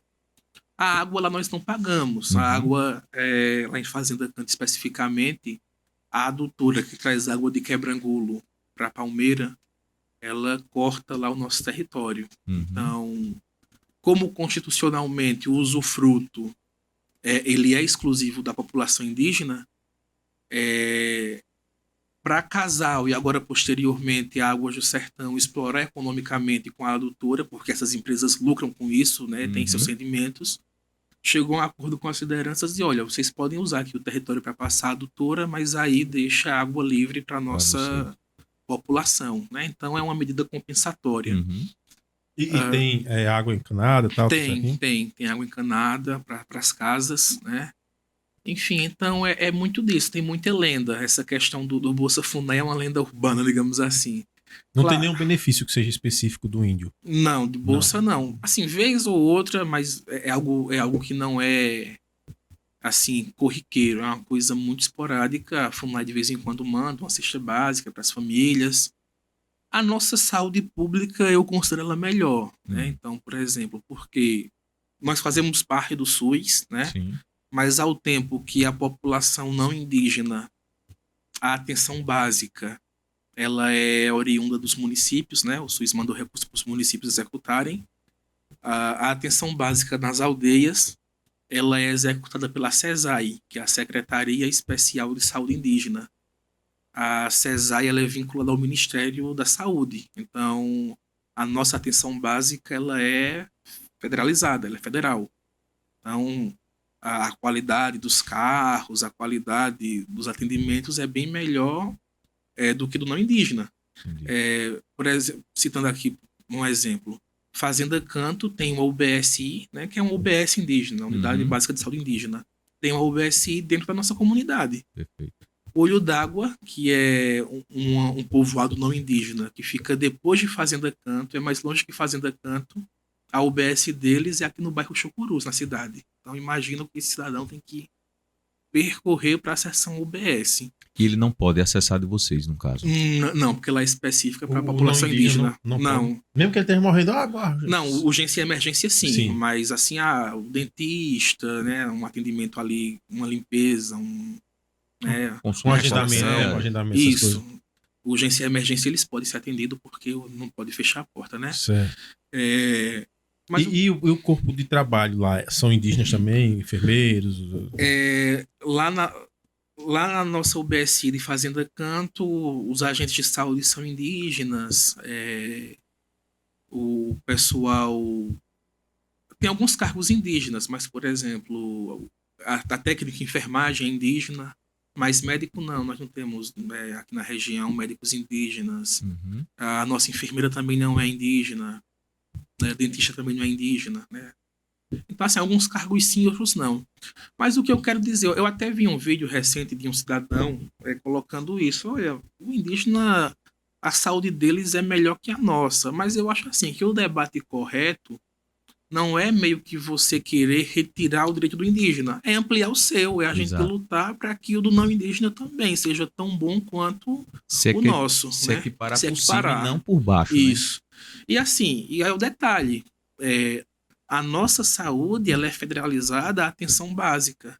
Quando parte para média e para alta complexidade, nós entramos na mesma fila do não indígena. Então, e a preferencial? Não, a preferência, a questão do caso, da idade, das comorbidades, né? Mesmo, né? Isso. Pronto, e em relação falando de benefícios também, como você mesmo falou aí, se equipara bastante, os benefícios previdenciários, eu acredito que seja bem equiparado aos agricultores também, né? Isso. Assim, os agricultores, de uma forma geral, não indígenas. Isso. Esse direito ali a salário de maternidade, a auxílio, a aposentadoria, seria da mesma forma, né? Exato.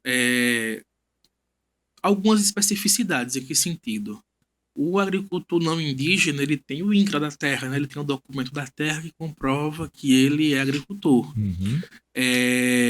Como na terra indígena é uma terra da União, nós não temos certidão da terra, nós não temos documento da terra, então, a princípio, isso gerava uma dificuldade da Previdência aceitar, né? Mas tudo bem, você disse que é agricultor, mas você não tem documento de terra, você não tem INCRA. Então, buscando aperfeiçoar isso, a FUNAI emite uma certidão de atividade rural. Então, a FUNAI tem um coordenador aqui em Palmeira, ele emite esse documento declarando que aquela pessoa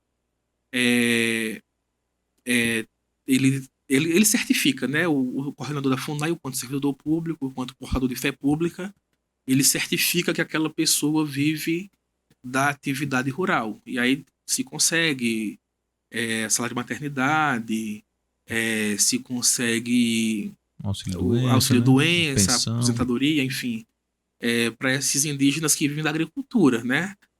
No meu caso, sou servidor público, eu sou da Alagoas Prévia, uma previdência própria, então tem as suas especificidades, cada um, né?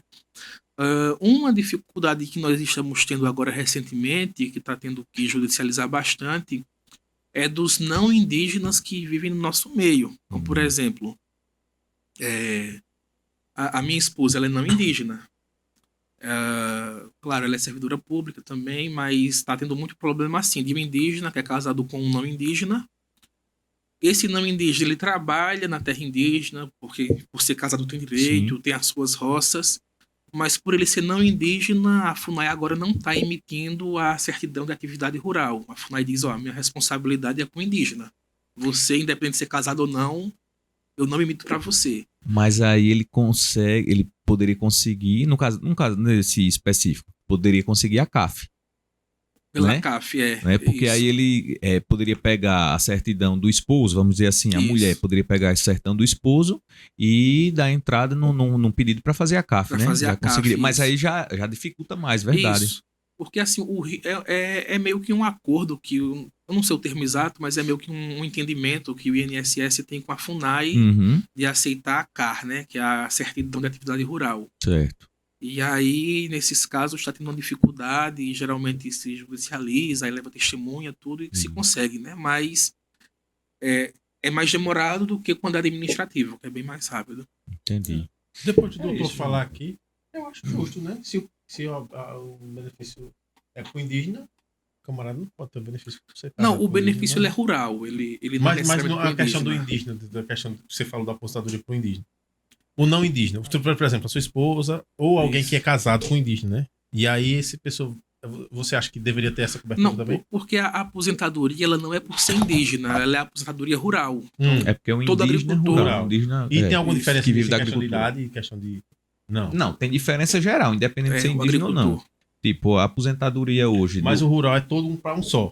Tanto para o Isso. indígena como para o não indígena. Exato. Isso, mulher 55, homem 60, 60. por idade, no Isso. Então o caso. indígena não tem benefício também com relação a isso. Não, Indígena, vamos uma apostar. aposentadoria própria indígena, não. Ele talvez, assim, como o próprio Cássio falou, se ele realmente for indígena, ele tem um pouco mais de facilidade. Porque, assim, se o agricultor ele não tem terra, ele vai ali atrás de um contrato comodata, algo do tipo, normalmente é um pouco mais dificultoso. Isso. Se ele tem terra, não. Mas o indígena, ele mesmo não tendo a terra, mas ele tem a certidão lá da FUNAI, então isso facilita o acesso ao benefício, mas não muda em absolutamente nada do indígena ou não indígena. Porque Os ele não benefícios tem- são ele os não tem- mesmos, inclusive os valores. No caso, ele não tem o documento da terra, né? Não. Isso. Nós Aí temos tem que arrumar usufruto. esse- exatamente, Aí a é. FUNAI tem que declarar que, olha, esse indígena de fato usufrui da terra, ele é agricultor, atesta que ele tem as suas roças, enfim, Então, o cara, para aposentar, o indígena vai atrás da FUNAI. Da FUNAI. pra conceder isso aí. para certidão de atividade rural. Exato. Pois é isso, né, Jonas? Conversa aí bastante Rapaz, bicho, demais. Bacana. Cássio, esclarecedora. esclarecedor. Muito obrigado, Cássio, por dar essa moral a gente participar aqui conosco. Espero que a galera tenha sanado algumas dúvidas, né? Até algum preconceito que tem, né? Que tinha, enfim. E é isso, é informativo, né? Exatamente, abrir os olhos para. Como eu acho que eu até comentei com o Lúcio aqui mesmo. A história ela tem pelo menos duas versões, né? Isso. Então a gente nunca pode já. Não podemos. O que é que tá com onda Não, aí? porque a gente tem duas versões, a gente tem a história do Mikael, né? O Mikael é a terceira versão. No mínimo duas versões. Então, a gente tem que ouvir do mesmo jeito que a gente ouviu o Lúcio. Agradeço demais novamente a participação dele aqui e a participação aqui do Cássio aí, trazendo o lado dos indígenas. Obrigado, Cássio. Foi um prazer tê-lo aqui com a gente. Viu? E fique à vontade aí para as suas considerações finais. Gente, só agradecer. Eu já acompanhava o podcast, né? Sempre assistia muitos cortes lá pelo Instagram, né? Então, eu vi muita coisa do Luan Moraes, né? Que foi meu colega de faculdade, fez história comigo lá na UNEAL. Vi o do Cosme também, vi o material do Lúcio também. E aí me senti, assim, muito feliz de ser convidado, agradeço o convite, né? E o nosso objetivo é esse, é que de repente alguma dúvida, alguma curiosidade sobre essa realidade indígena local, que esse material produzido hoje possa ajudar a sanar. Com certeza. Nossas Obrigado. portas estão abertas para o Cássio, para qualquer um que queira, né? Vir falar a sua história aqui. Dá até uma terceira versão, caso seja necessário. Terceira Né? versão. Aí tem que chamar o Mikael para mediar, porque eu sou especialista na terceira versão. Então, um abraço, pessoal, né? Fiquem com Deus e deixa seu like. Com certeza. Se inscreve Comentário, no canal, se inscreve. tá? Um abraço, viu? Tamo junto. Abraço, até mais. Joninhas, valeu.